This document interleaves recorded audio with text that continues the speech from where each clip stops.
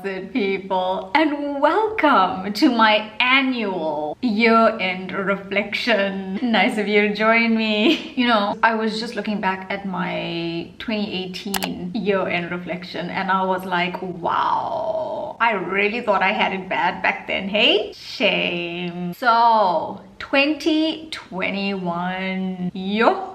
This year, I came to a rude awakening. It was so rude. The truth is, I've been walking around this planet like a real dum-dum, like a real naive dum-dum. Now when I look back, out of all the years in my entire existence, this year was the year when I did the most self-reflection. You think you know yourself until things happen, and then you look back on those situations and you're like, oh, I don't know myself. Like, how don't I know myself? I've been living in this body for 32 years. How don't I know myself? So to go straight into it and without going too much into it, I would say that August 2021 was the lowest point in my life thus far. My depression was at its worst. It was so bad that I could not move. I'm not just saying that for dramatic effect. I could not move, literally. I was stuck in bed. It felt like someone had poured lead into my legs. They were that heavy and I could not move. And very soon, my depression had manifested itself into physical pain all over my body. I was physically ill. And because I could feel that this was the worst it had ever been, I really had to sit down with myself because I had enough. I had to confront that pain and the emotions causing that pain and ask myself why. Why was I feeling sad? I needed to get to the root of the problem. And after months of very cliched soul searching, I sound like one of those people who go to Asia to find themselves. Yeah, except I went to Asia and I came back to Africa and then I found myself. But seriously, I came to a very complex conclusion. And actually, my conclusion comes in two parts. The first part deals with how I've been measuring my happiness. Bear with me. And part two deals with my own flaws. So part one, how I've been measuring my happiness, right? If you've been following me on Instagram, you will know that I've been reading this book. Pretty famous, I'm sure you've heard of it. It seems to be either a hit or miss with people, but with me, I would say it was a hit. Like, this book, it kind of changed my life. No, that's a bit dramatic. It changed my perspective, which consequently, in the long run, will change my life. Let's put it that way. This book kind of opened my eyes because it made me realize that I was basically measuring my happiness incorrectly. And that is why I've been sad for so long. Bear with me. So what I mean is I was basically prioritizing the wrong values in my life. And I was using those wrong values to measure myself and my happiness. If you have no idea what I'm even going on about, a very simple example. I used to look at people my age and I used to look at what they've achieved in their lives compared to what I had achieved. I would look at my classmates and I'd be like, oh, he has a house, a car, a stable job. He's made it. He must be happy. I've got none of those things, so I'm a fail. And that was making me sad. It must sound really stupid to you, I'm sure. That's because it was stupid of me to do that. So basically, I was equating material wealth to success and therefore to happiness. I know, I'm so smart. You don't even have to tell me. And funnily enough, I was never truly into material things. But because other people had those things, I automatically thought that that must be the right way of living. Meanwhile, there are people out there with a stable job, a stable car. Meanwhile, there are people out there who have a stable job, a car, and a house, and they're miserable. Not all, but some. And meanwhile, I was traveling, doing things in Asia, and I'm sure there were people out there looking at me and thinking, damn, I wish I could do that. But I didn't see it like that. My brain was just programmed to equate material wealth with success and therefore happiness. That was the only equation going through my brain. I was always terrible at maths. And because I didn't achieve those things that my classmates achieved, I was always setting myself up for disappointment. And that is what I mean when I say that I was using the wrong values as a metric to measure my happiness. This was a very difficult lesson for me to learn, but I think I finally got it into my thick skull. I've been battling with this since 22, and finally, at 32, I think I've got it. But like I say, with my sometimes very late period, better late than never. So guys, when it comes to happiness, be mindful of how you are measuring it. Prioritize your values so that you are measuring it correctly. Because if done incorrectly, it could skew your judgment on your happiness. So actually, if I think about it, for a very long time now, for almost a decade in fact, I've been doing exactly what I've ever wanted to do. I've been traveling and I've been making videos. My two passions in life. But still, in the end, I was sad. Why? Because according to me and my wrong values, I needed, you guessed it, a stable job, a car, a house, all those dumb things to be successful and therefore to be happy. Did I mention how smart I am? My wrong values were blinding me to the fact that actually this whole time I was exactly where I wanted to be. And because of that, 10 years have gone by of me being exactly where I wanted to be, but not enjoying it and not appreciating it because I was focusing on the wrong values to measure my happiness and basically just being a dum-dum. So, what values do I prioritize now? Well, authenticity. It's actually something that I've always valued. I just never prioritized it clearly. Being completely honest with myself and just not worrying about other people, just focusing on me and what makes me truly happy. This all sounds very cheesy and very corny, but it is so true. But also, that's my Korean coming out, I'm sorry.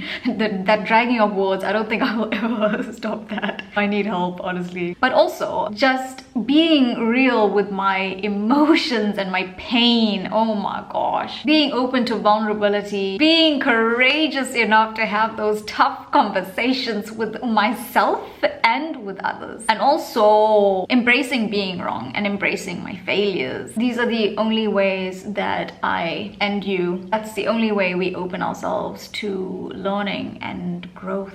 Again, so cheesy, so corny, but so true. Okay, part 2, and that's dealing with my own flaws. So much fun, trust me. So, I have a billion flaws. I'm obviously nowhere near perfect, right? A few weeks back, I asked my younger sister Kim, so Kim, what are my flaws, do you think? And I thought she'd be like, nah, son, you're good, don't worry. Within the next few minutes, she sent me a whole thesis on WhatsApp with a list of all my flaws, and I was like, this list seemed very easy for you to compile. Funnily enough, the things that she listed, no jokes, I had actually already pinpointed, I think all of them within myself before I even asked her. So it was interesting that she listed exactly that. But actually, forget my sister. When I sat down with myself and I asked myself what my flaws are, I realized that even the good things about me are flawed.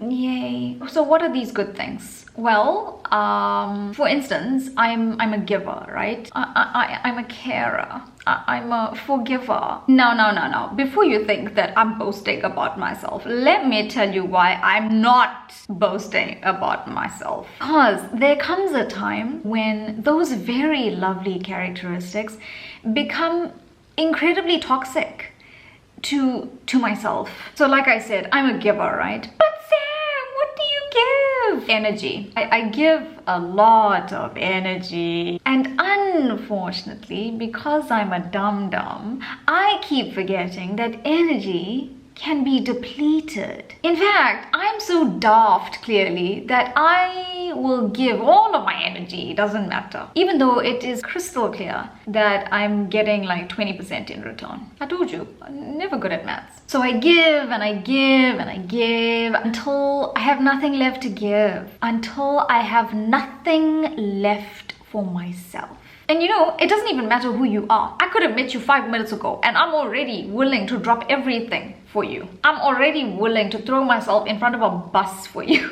I told you, dum dum. I put everyone else first. I put everyone else's needs first and mine come last. I come last. Always. 항상. Always. I'm way too forgiving. Forgiving is a very healthy trait, don't get me wrong. It takes a lot of strength to forgive people, right? But when you're too forgiving, that's when you become a dum-dum. So take me for example. You can hurt me and I'll forgive you in an instant. And then, well, depending on the type of person you are, of course, you will see how quickly I forgave you. And like I said, depending on the type of person you are, you will hurt me again. And you know what I'll do? That's right.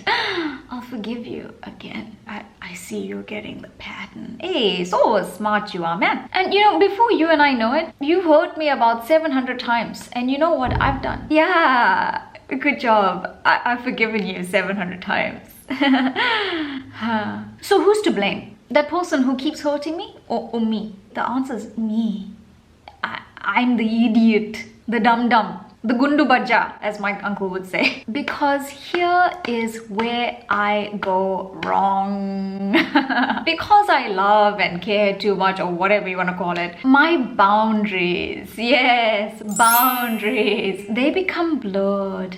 In fact, mine become blurred so much that they pretty much become non-existent. I think that's more accurate, non-existent. I end up feeling guilty for setting a boundary. Even just one boundary, because I think the other party is gonna get inconvenienced and annoyed by my boundary. Dumb. And then you know what happens? Because I have no boundaries, or my boundaries are so incredibly weak, it's very easy to push and prod me, take advantage of me. Being loving, being caring, being forgiving, being understanding, being compassionate, being empathetic, those are all beautiful characteristics to have. But being too loving, too caring, too forgiving, too understanding, too compassionate, too empathetic, and having no boundaries, recipe for disaster. And in the end, I'm hurting me. It's really funny. I'm a very brave person. I can talk in front of a camera, no problem. I can walk into a room and give a speech to 1,000 people, no problem. I can travel to different countries by myself, no problem. And yet, I am so scared. Of what, Sam? What are you so scared of, Sam? I'm so scared of disappointing people, of upsetting people, of inconveniencing people. Even if I'm not doing anything intentionally to hurt them, even if it means that I'm just setting a boundary for myself, I'm too scared. I think that's what they call a people pleaser. And that's not a good thing, just to be clear. You know, when I think back now to how severe my depression was back in August, it is genuinely hard for me to believe how I got here in December. I have no idea where I managed to find that kind of strength from to be able to stand here, well, sit here today in December and tell you about this. But I knew that I had to just sit down with myself and have an honest conversation with myself and my emotions and my feelings and my pain. Actually, I'm already quite honest with myself. Well, I was never always like that. I became like that. I now actually find it quite easy to be raw and vulnerable and to pinpoint flaws in myself. I never used to be able to do that.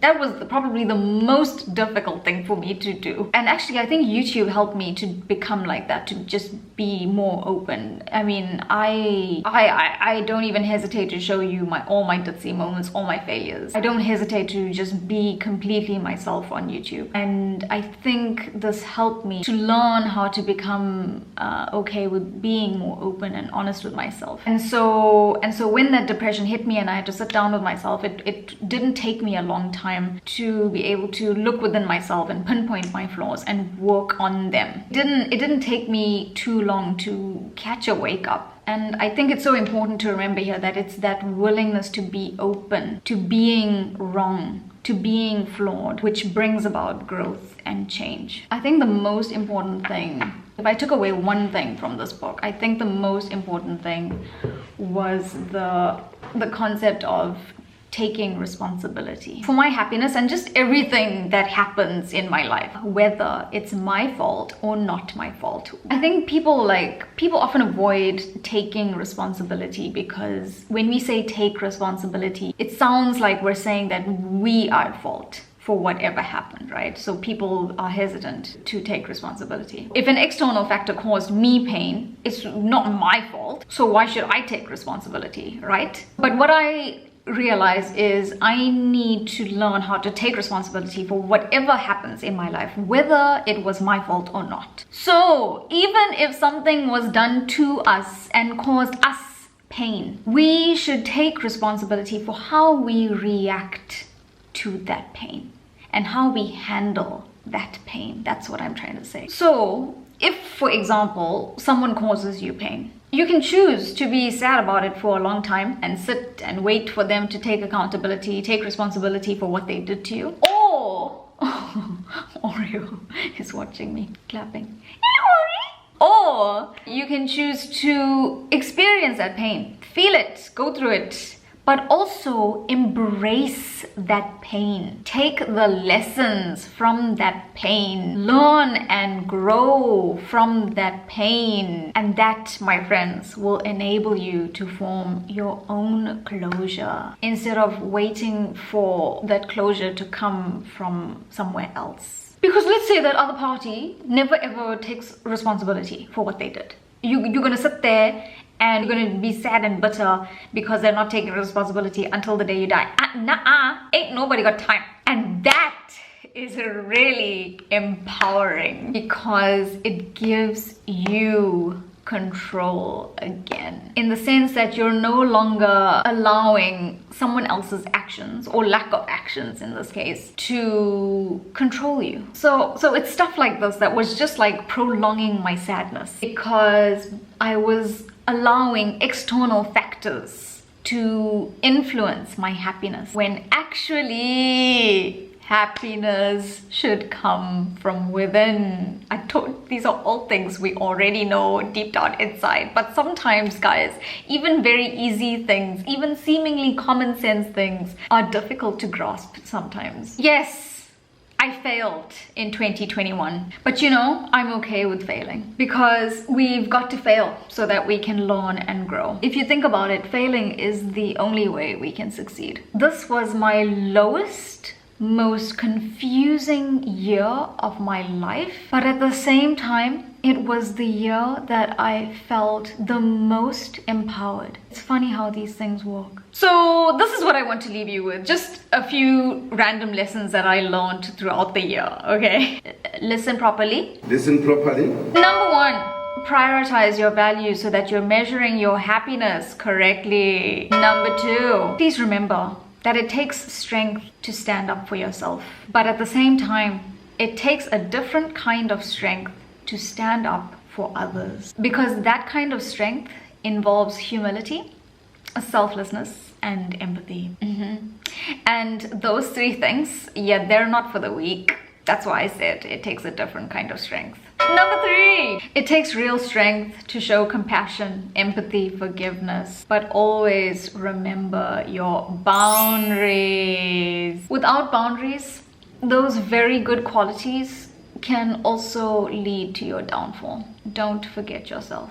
Number four, if you are sad, upset, or angry, whatever your pain is, don't ignore it. Embrace that pain, but most importantly, listen to what that pain is telling you. Your pain is often an indication of what you should be fixing within yourself. It's an indication that your equilibrium is off. Something is off balance. So listen to your pain. Number five, be open to change. Be okay with your flaws. Practice being wrong. Oh goodness. Only then are you open to growth. Only then are you open to change. After all, it's impossible to always be right. Right? I'm getting tired just thinking about it. And the last one, and probably the most important one of all, is just be honest with yourself.